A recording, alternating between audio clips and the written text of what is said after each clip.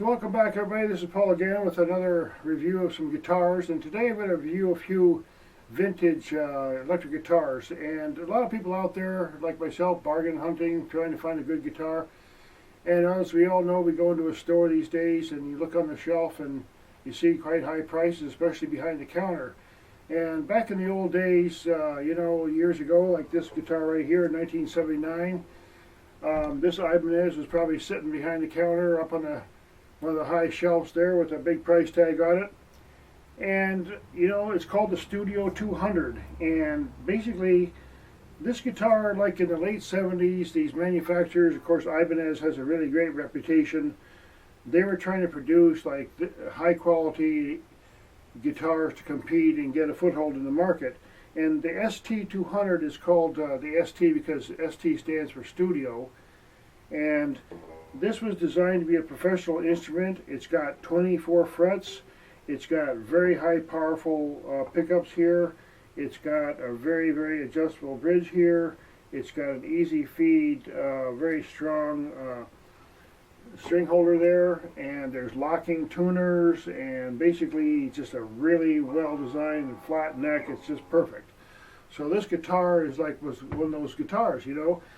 And what happened was, in the early days of the 70s, late days of the 70s, they started to get into electronics and so on. And in this guitar were some features that were able to allow, you know, make some different mixes of sounds and so on. Now, in this particular version here, I bought this guitar, and someone had removed the basic electronics in the back because apparently they caused some problems and there were some shorts and so on. So it caused some noise and so on.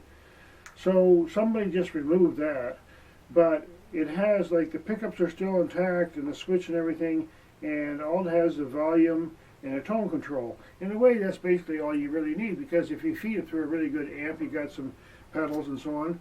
So I have this guitar. I'm probably going to sell it, and for now it's a really great player. It is just a super solid guitar after how many years? 79, so, you know, 36 years. My goodness.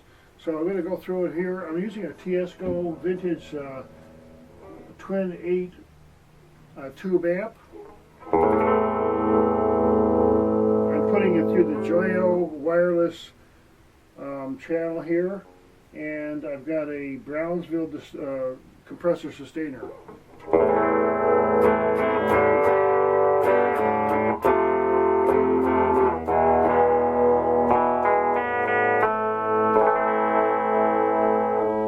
When people are out there looking for guitars, you know, you can't just go by price. You have to look at what is the machine, what is the guitar, what is it features. And in this guitar, if you can tell a really professional model, is the neck set up. If the neck is not set up properly and you can't get proper intonation, forget it. I mean, it's not a guitar, it's a piece of firewood or something. But when it's all set up perfectly, and the intonation, and you have all these adjustments, that's a professional quality. I mean, people who want to perform for a living and so on, they need an instrument they can go out there and go for a 2 or 3 hour set, and it's just going to, you know, hold up because they make their money that way. So this type of guitar is one of those guitars. And again, you can find them, this particular model, because it was stripped of the electronics, it won't fetch quite as high a price, but think about the price range where you'd pay for a super high quality professional performing guitar, and my goodness, you know, a few $100s, come on, you know, a really excellent deal. Again, these pickups, I think they're DiMarzio, they're super powerful, and you have basically the 3-position like the Les Paul style. And at 24 frets, it's accurate all the way up to the, you know, I mean, really all the way up. It's perfect. So, again, this is the Ibanez 1979 ST200.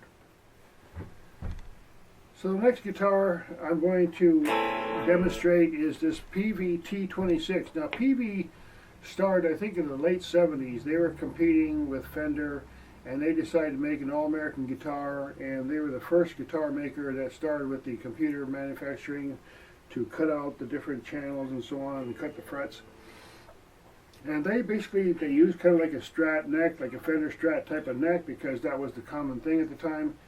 But they added some additional value. It has a a neck that you can adjust in the back here with a simple twist, and really high-grade tuners and really fully adjustable bridge.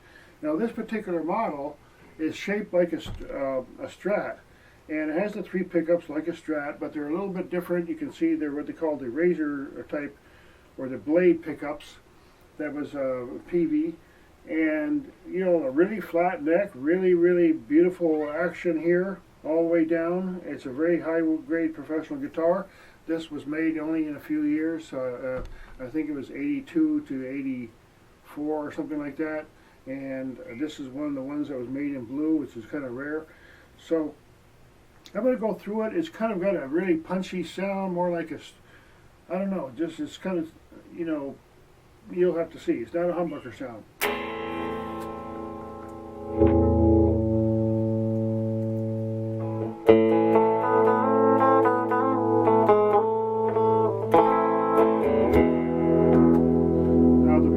It's a 5-position switch. The middle position is the middle pickup, and it's just go all the way top. Kind of mixes the pickups.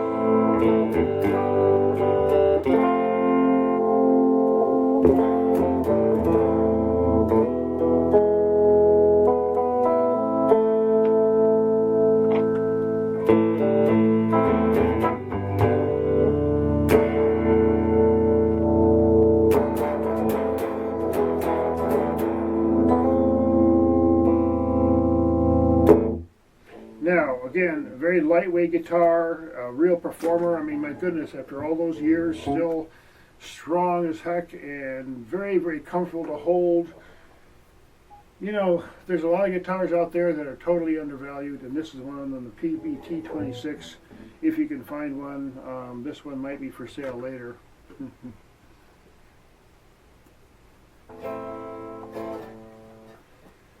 Okay, now this is a real throwback here.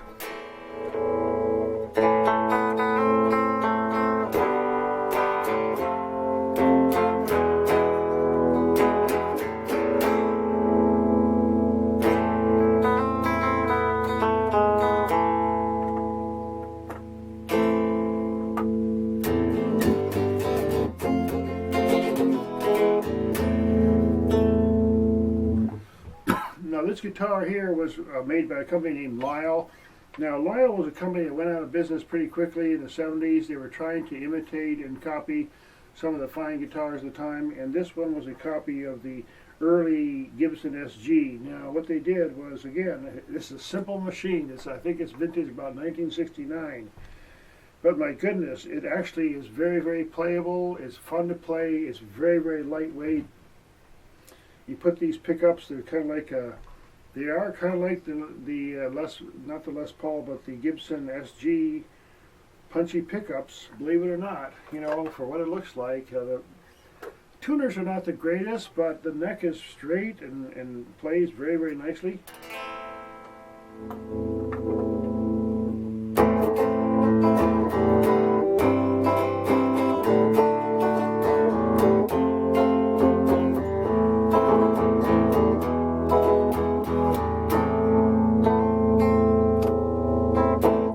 Now the hardware, you know, basically, you know, it was vintage, typical of the time. It's not the heavy-duty, really great stuff. But again, some of the early guitars, basically it's just a piece of wood with some strings. It's all the pickups, electronics. I mean, it's a really simple bridge.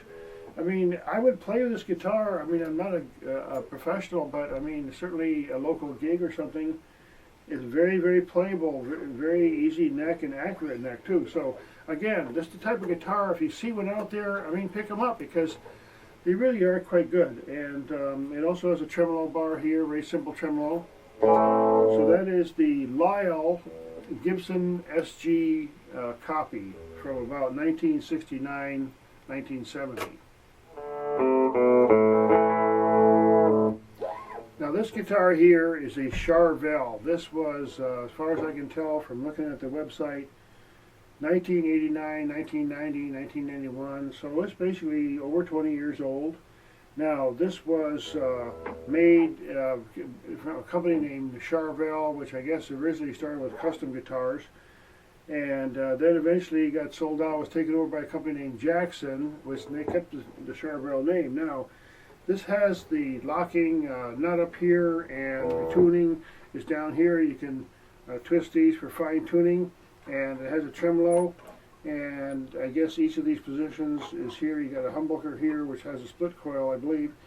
So basically, it's just really simple, one tone, one volume, but it's a performance guitar, very, very, very durable.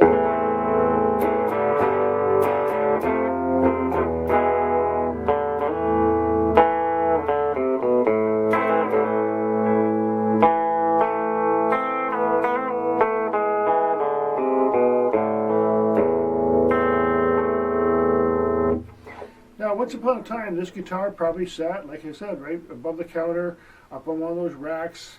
Back in the 90s, you know, maybe you went in, you know, all the other guitars were like in the $150, $200 range or whatever. And then this was one of those guitars that had like a $700 price tag or something like that on it. And why? Because of the hardware, because it can endure performance, it's just professional, the neck is, I mean, it's just built solid, you see. So basically, you know, that's why you pay a little extra, because of it. And then here it is. It's 20 some years later, and the guitar is still performing really well. And again, I'm probably going to sell this guitar for under $200. And my goodness, if you walk into a typical store today and see if you can buy it for $200, it won't be as good as this, I can tell you that. So again, this is the Charvel. I don't know exactly the model. They made a lot of models in the late 80s and 90s. So there it is, and this is one of the ones that has a single humbucker and two singles, right?